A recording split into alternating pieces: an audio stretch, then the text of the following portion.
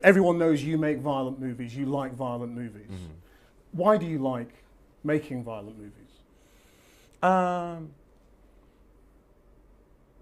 don't know, it's like asking Judd Apatow, why do you like making comedies? Everyone who's familiar with Quentin Tarantino has seen this train wreck of an interview. Guru Methi says, Violence. And Tarantino replies, I'm shutting your butt down. Now, it's an understatement to say that Tarantino does in fact make violent movies. Very violent movies. Like, seriously violent movies.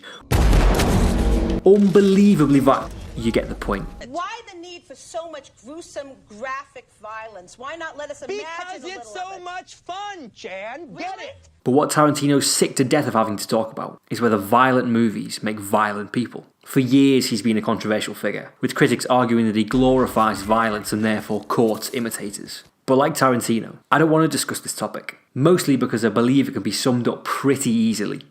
I play violent video games. Yeah, I also play violent video games. I watch violent movies. Well, yeah, violent movies are the best movies. I don't want to kill people. No, I mean, all right, that's... So instead, I'm going to ask whether all this violence is the audience's fault. That's right, I'm talking to you, you bloodthirsty maniac. Want me to shoot this guy? Maybe later, Blondie. Maybe later. And now you're wondering, how can I possibly be responsible for fictional characters in a film? I mean, it's not like you can get in there and stop poor Marvin from getting shot in the face. Oh, what the fuck's happening? Oh, man. Man. Oh, man, I shot Marvin in the face. Well, to answer that question, we have to take a deep dive into a little bit of film theory. Well, gentlemen, you have my curiosity, but now you have my attention.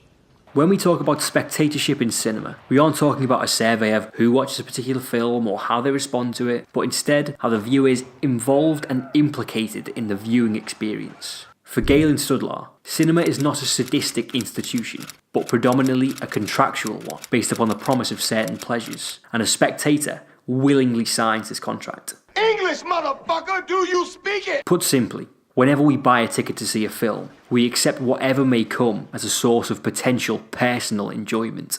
French film theorist Christian Metz takes this cinematic contract a little further. In his book on the psychoanalytic semiotics of cinema, say that 3 times fast, he writes, I watch it, but it doesn't watch me watching it. Nevertheless, it knows I'm watching it, but it doesn't want to know. Confused? What the fuck are you talking about? Thought so. Let me break it down for you. Don't fucking patronize me! For Metz, a film is not an exhibitionist, despite the fact that a spectator occupies a voyeuristic position. A film should not be aware that it's being watched. In order for a film to uphold its end of the contract, it can't let the spectator know that it knows they're watching. In doing so, the film does not impose itself upon the spectator, reinforcing the notion that the cinema is not a sadistic institution. Instead, it provides a safe distance for the spectator to enjoy the action on screen. You're a smart motherfucker, that's right. So what does all this mean with regards to watching a Tarantino film? Why does all this film theory mumbo-jumbo mean that we're, in part, culpable for the carnage of his films? Are we really responsible for all the fighting in the House of Blue Leaves? Is it actually our fault that all those girls die in Stuntman Mike's death-proof car? Are we seriously to blame for the massacre at Candyland? No. Or maybe we are.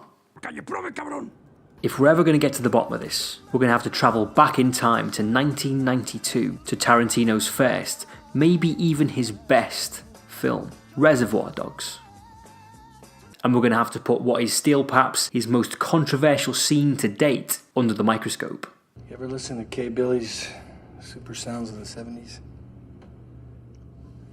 For a Tarantino fan, this scene has it all. Amoral characters, great music, and of course, a healthy dose of violence, sure to quench even the most bloodthirsty of spectators.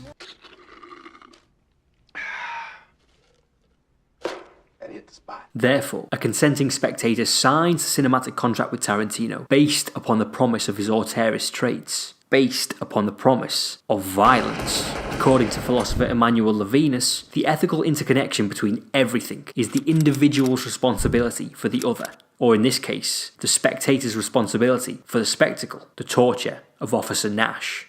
This fucking guy slashes my face and he cuts my fucking ear off. For the individual, the other's pain is something we are always directly implicated in as consumers paying to see it, and therefore consensual parties to the act. We sign the contract that seals the fate of Officer Nash. It's amusing to me to torture a cop.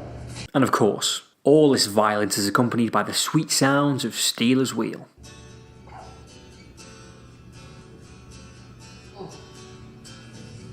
The song simultaneously operates as critical counterpoint, ironic commentary, and to emphasise Mr. Blonde's callous indifference to violence. But while the song is diegetic, it quickly drowns out everything else in the warehouse, including the screams of the cop. For the spectator, his suffering becomes a secondary consideration as they enjoy the toe-tappingly catchy tune. Was that as good for you as it was for me? But it's when Mr. Blonde leaves the warehouse that things get really interesting. The song fades out, and everyday sounds can be heard. For the spectator, this is a moment of reprieve from the violence, a moment of normality for them to reflect on what they've just seen, free from the trappings of the song. In the cold hard light of day, the ironic distance that Tarantino gives the spectator from the violence vanishes, leaving them confused about how to feel.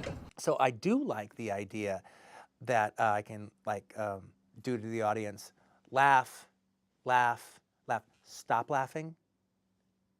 laughing, laugh.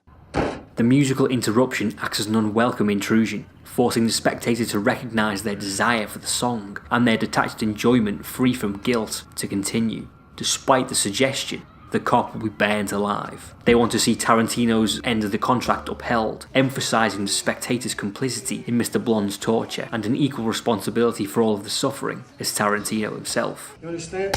You hear what I said, you son of a bitch? By momentarily reneging on his end of the bargain, Tarantino reminds you that you made a bargain in the first place.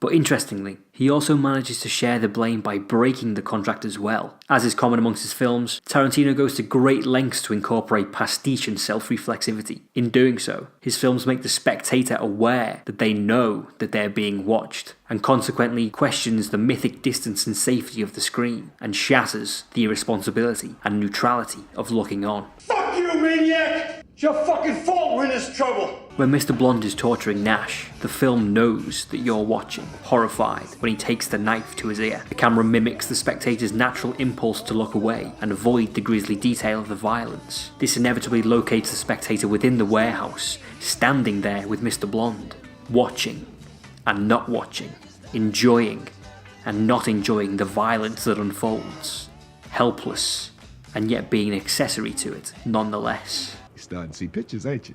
And it's important to remember that all of this occurs within a very overtly cinematic film. Like a lot of Tarantino's other work, Reservoir Dogs isn't trying to mimic real life and make you lose yourself in the cinema. It wants you to remember where you are. You went to the movies. Slow motion, title cards and non-linear narratives are all indicators of cinematic space. Tarantino denies the spectator the safety of neutrality, the safety of being a fly on the wall. So when the violence begins, you know that you bought the ticket that made it happen. Quite frankly, watching Donnie beat Nazis to death is as close we ever get to going to the movies. But now the question remains, have I convinced you? Are you now looking back on years of watching Tarantino films, laughing, joking and shoveling popcorn into your face with a newfound pang of guilt?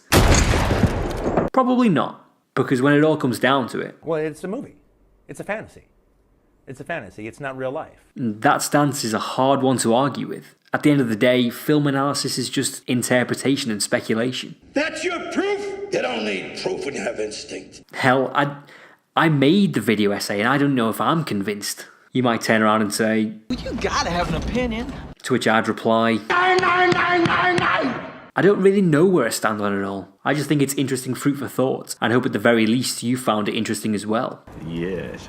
So what do you think? Is everything I've just said complete gibberish, or do you think that there's some truth in there somewhere? Do not ask me a question like that. I'm not biting. I refuse your question. Let me know in the comments below. And if you enjoyed it, We just want to say we're a big fan of your work. why not give this video a like? It's just like leaving a little tip. I don't tip. You don't tip? No, I don't believe in it. Well, how about at least a thank you? Can you at least give me that? Grazie. Fine, that'll do. You guys can fuck off now.